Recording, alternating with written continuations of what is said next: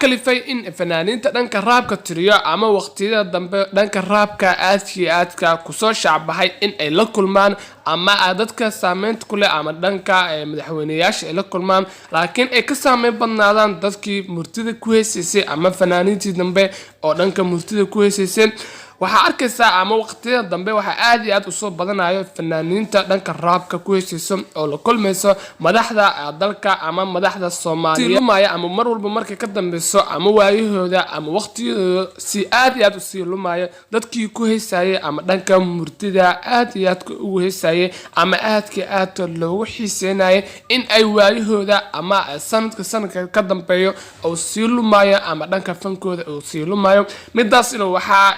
keeni kartaa ama ay hoos dhac u keeni kartaa taageerayaasha taageero ama dadka ku xiran ama dadka fankooda xiiseeya in ay magacooda ay lumaan ama xiisahooda ama dhanka fankooda oo lumo hadii lacala ay soo saaran xitaa ama ay bishii ama isku yaraan 3 bilood ka bacdi bay soo qaadaan hal hees ay soo qaadaan xitaa views fara badan heli maayaan bulsho fara badan oo sidii hore ay mar walba loo daawado dhanka raabka kuwan update-ka ah in ay helaan sababtu waxa keenayo in ay mar walba ay sameynayaan in ay bilooyin fara badan ay ku qaadanayso in ay murti ama hees ay soo sameeyaan ama dhanka fankooda ay dhanka social media ay ku soo baahiyaan laakiin fanaaniintan dambe ama dhanka raabka tiriso waxa macquul ah in ay weekii ama ugu yaraan 2 weeks ay soo qaadaan 2 hees ama 2 hees ama ilaa 3 hees marka taas ayaa kalifayso in ay saameyn fara badan yeeshaan ama ay bulshada ama dhalinyarada ay aad u taageerto xitaa waxa taageernimo u muujinayo ama taageernimo buuxda u muujinayo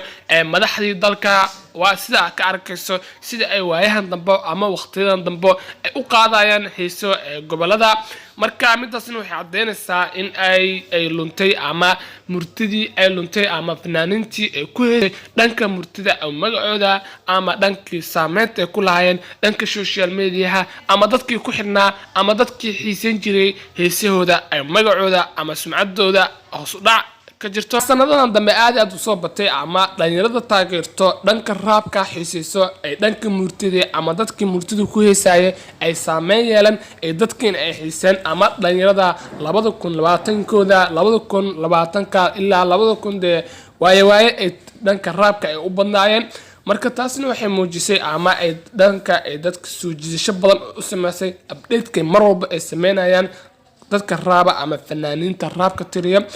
marka taas ayaa kalifayso in ay mar walba ka saameyn badtaan ama ay ka bulsho bataan dadka fanaaniinta ku heeso dhanka murtida ama xiisayso dhanka murtida